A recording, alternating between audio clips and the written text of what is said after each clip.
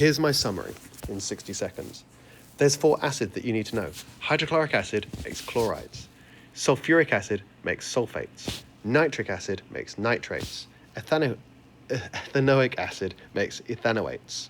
If you've got an acid and a base, they make salt and water. Sometimes I call the salt of the metal. Metal oxides are bases. So another way you could say that is that acid plus metal oxide equals sodium and water.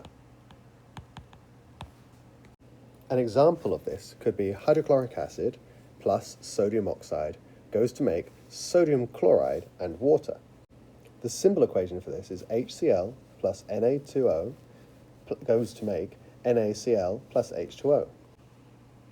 To balance it, draw boxes around your products and reactants and write out how many of each thing you have at the start.